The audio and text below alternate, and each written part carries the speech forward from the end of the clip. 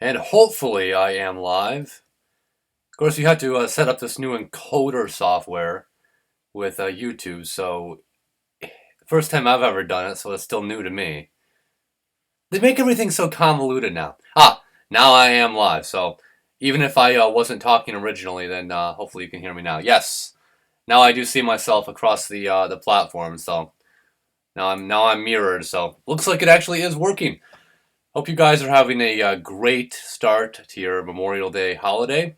I am Ben from AEA, Abandoned Exploration Adventure, here on YouTube. What makes it hard is because they want you to do this encoding, and you can't see yourself live like a FaceTime or a webcam on the actual stream. So everything on the main page, everything on the main page is like behind my screen of myself. Okay, it is public. I am live. Just waiting for some people to pop in here. Hope you guys are doing well. Got a little friend here behind me. Wait. There he is. You know, so many times we think, what does this holiday mean? And technically, we are supposed to remember all of those men and women who have fallen in service to our country over the years in every war, really. And I mean, everybody has their own opinion, what Memorial Day means to them or who they want to think about. Okay, now we got some comments popping in. Hey, Robert. Yeah, I was a little bit too lazy. This is really nothing much, though.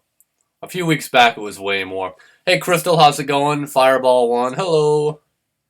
Yeah, if you guys want to leave your questions and comments right there in the live chat, I'll be glad to answer some questions for you. I know that, I haven't been really that active here recently. Looks like currently my stream health says I'm in the yellow. I don't know what that means. Possibly because I have two computers up at once. One kind of I can see the chat on the side, and the other one I see myself. Hopefully it's not buffering or anything. Looks like the frame rate's still pretty good. Anyway. Well, there's people getting arguments, what does Memorial Day mean? And yes, it is about remembering those who have served, this country and basically pay the ultimate price so we can live in freedom and have all the amazing privileges we do in America. And that's a great thing. But so happy Memorial Day to everyone. Thought I'd kind of get on here and do a stream really quick and just kind of see how it works. Maybe in the future I'll do something else with like a live hangout. But now they have it set up weird, so it's tough to actually do a Google Hangout anymore. There may still be a way to have multiple people. What you have to do is each have an encoder for the server and give everybody the unique key link. That way they can get in on the same media streamer you're using or whatever. But yeah, I don't particularly like how it's set up.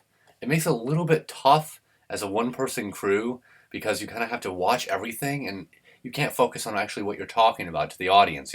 There's too much like a control room, in other words. So you're so focused on the control room, it's hard to like focus on what you're talking about. That I don't think I like. But about 3:20 here, East Coast time, 12:20 in the West, and 2:20 Central time. If you guys have any comments or anything, post them in the live chat on the side. Of course, once this video is public later, you can also add some comments down below that, and I'll see if I can answer them for you. But, I've had a lot of thought about where I want this channel to go, what I want it to be. I don't feel the same way I did before. I mean, I've talked about this. Obviously, I love recording old buildings, and I have a passion for that, and traveling is great, but for some reason, YouTube isn't like a thrill for me anymore. It used to be a thing where I would love to go out and film something and post it. I couldn't wait to upload it and share it. And now it's like, kind of the opposite, where I know that if I upload and share it, I'm gonna have to deal with a bunch of people like asking me questions, which isn't a bad thing, because many of you guys are great people. I appreciate it, but there's a lot of stuff as well, and behind that, people come in and they create a kind of negative atmosphere for everyone, and are nasty because they think they want to have their say. And it's a free country; you can say whatever you want, but it doesn't make me feel positive about making videos like I used to. Plus, I can't make the same videos I used to. I mean, hey, it's everything. What's going on, man? How's it going, Steve? But it's really hard. You run out of locations in a radius where it gets so hard to drive that much, and it's not worth it. You're blowing tanks of gas and hours of time on the road, and it's really like you wonder what it's all for. Is it something you're doing for yourself? Like, am I doing it for myself because I enjoy it, or am I doing it to kind of like fulfill some kind of like I feel like I'm kind of required to do it because I have a channel and it's an expectation. It becomes more than just a hobby or something I'm doing for myself. It's like I'm trying to meet an expectation, and I don't think that's the right way to be doing it for the right reasoning, right rationale. Hey, I'm usually good at talking, but not when I'm live. I guess I could have taped this. I got a few features with this server streaming software that I can use. See, it's tough because I have this like thing. I want to look at the chat and I want to look at me. Oh, I want to look at myself. Because like you want to make sure you're framed right. I guess I could lower this a little bit. There we go. That works. Let me check on my other computer here. I could actually probably close this because I can see the chat on the side. But I'm thinking I don't want to delete all the videos. I don't want to just disappear. I want to keep everything I've done over the years up there. But I also know that I just can't fulfill expectations of what I used to do. And that's fine. Those who don't like it can leave, and those who want to stick around, I'm so happy to have you. It's tough. Like, once you've seen one place, you've seen it all. And you got these shows on TV now, check out Viceland or Science, and they're doing these abandoned type shows. And I have to admit, they're pretty good. I really like what Science is doing with that Mysteries of the Abandoned show. Very, very interesting. I like the locations they're finding. They're very unique. I'm not a fan of the more history type structure of the show, how they have it narrated and it's all shot really nicely and edited, which is nice. All right, Robert, I'm really surprised. As much as you were up here in Toledo, we have so many buildings you haven't been filmed yet. Have you got any up here yet? Well, yeah, I mean, I live right near Toledo. It's just too risky. Toledo's not as bad as Detroit, no way, but I mean, I can't risk it in Toledo. It is trespassing. I mean, pure and simple. There's not a lot of ways you can talk yourself out of things, and today's world as well, people are so much more aware of anything out of place.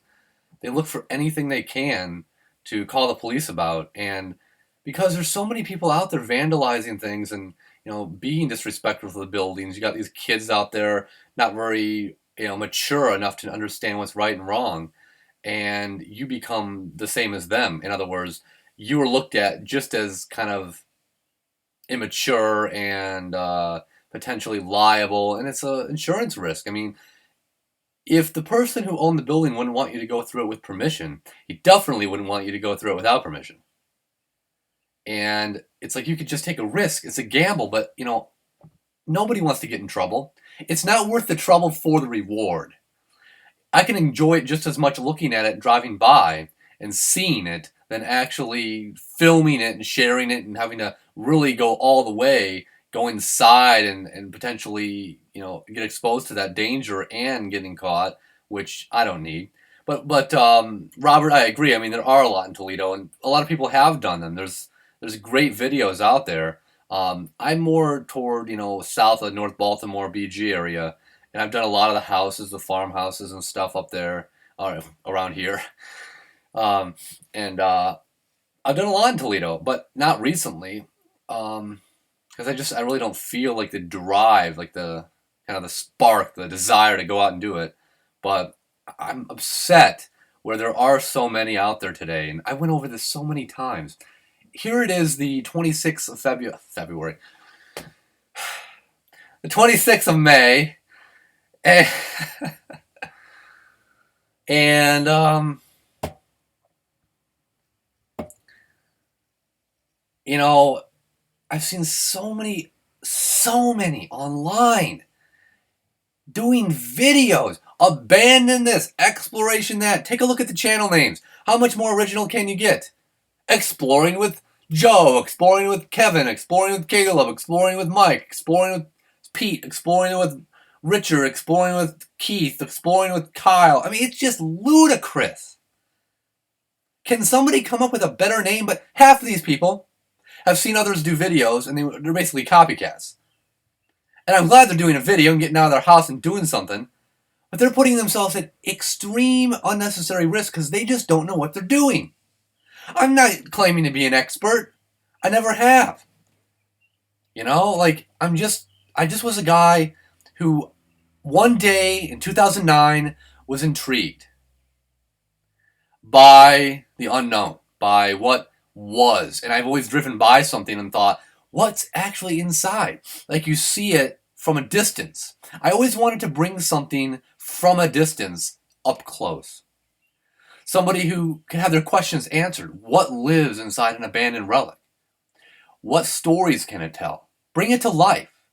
Instead of having it kind of just in the background of people's minds and just another site every day they drive by, I wanted to really showcase these places.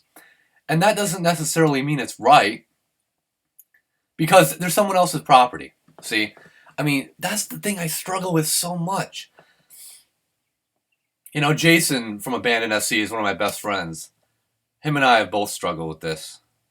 We've had feelings where you go into a place and you leave feeling very disturbed. I've had that happen. And you wonder if there was something inside trying to tell you something. Was there a spirit? Was there some kind of just entity? I mean, I don't believe in that. But sometimes you have a feeling that comes over you that can't be explained, and you really do have to question it. Is something trying to tell you something? No house just gets left abandoned for no reason. It's never a happy thing. It was someone's home and life for so long. You know, I listened to Miranda Lambert's The House That Built Me. It was on the radio the other day, and I'm really not a fan of Miranda Lambert. You know, I've listened to her songs, of course. But somehow for that time I heard The House That Built Me, that moment I actually stopped and listened. And it's so true how you have no idea what went on there. The history behind it. You know? Everything that led up to that point in all the years prior. There's a dog buried in the yard that meant a lot to somebody. There's family memories. And you feel like you're violating that. I hate that feeling. I can't just go in there and just kind of film it nonchalantly, then share it with the world on YouTube for everybody to make their judgments about it. Because that's not right. I don't feel. I've felt that more and more. I've had a lot of years to consider it. You know, people grow. People mature, in other words. I mean, and we have a different perception, a different place we're coming from. More consideration, or more time to reflect. And that's what happened. The more I reflected, the more I felt kind of wrong. I was violating some sanctity, some kind of like a trust. You know, like, I had no business to be there. I didn't deserve to know. But I still did it so much. And it was exciting. I'm getting on a tangent. I want to say something. I want to say it. I want to say it right. Like, I want to get the point across. Sometimes it's so hard to find the right words to really convey the message of what I'm trying to say. I'll have to probably watch this back later to make sure I actually did. I'm going to get to the questions. Keep them coming in. I'll definitely respond to every one of them here. But what am I trying to say? In 2009, I saw an abandoned house on the side of the road. I thought that would be really cool to look a little bit closer at. Stopped, got out, walked over. It was really thrilling. And it was a rush, an adrenaline rush. And, okay. And I did a few more of them. That was 8 years ago. And suddenly the channel grew. And I had no idea it ever was going to be this. I never thought I would be at 15,000 subscribers. I never wanted more than 100 or 5 or 10. I mean, I didn't care about subscribers. I just wanted to share something that I was experiencing and try to put my spin on it.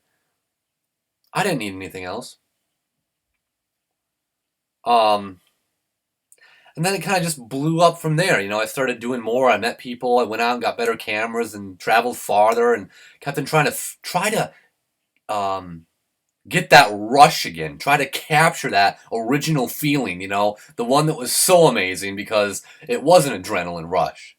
And it's like people who do drugs, which definitely not condoning that. And no, I don't do drugs.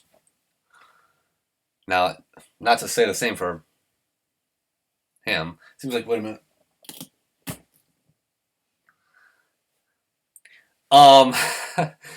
But it was a thrill and a rush, and I had a lot of fun. We had a lot of fun. Dean, I know you're probably watching this live or even taped. Dude, you're an awesome guy. I have so much respect for you. Every time we've hung out, I have had such a blast. Days that are just going to live in memory forever. It doesn't matter. Even if we never filmed anything, we just had great times. That's what it's all about. You meet great people online. There's a lot of crazy people. There's a lot of nice people. There's normal people. There's people who are sad and lonely, depressed, alone. They're using YouTube as an outlet to connect. And maybe their only way to connect.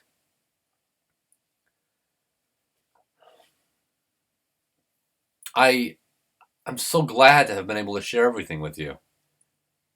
I can't promise you, I can't tell you that any expectation from now on is going to be met. It's a risk I'm not willing to take anymore.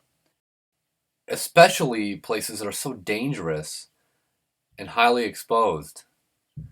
I just want you to know. If I stop making videos completely, now it says I'm not receiving enough video, so they might be seeing a buffering currently. My KBS is pretty low right now.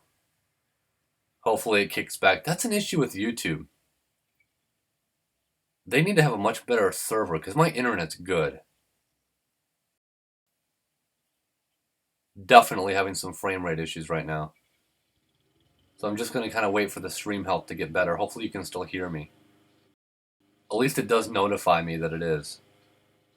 For some reason it thinks 1.3 megs a second slow. I don't get it.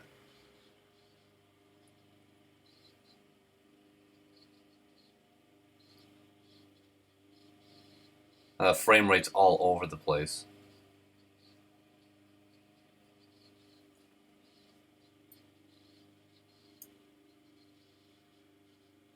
So hang in with me, guys. Hopefully we'll be back. It's fluctuating from like 1.3 megs to 100 kbs, which is very, very weird. Yeah, Rolf, I know there's a lag.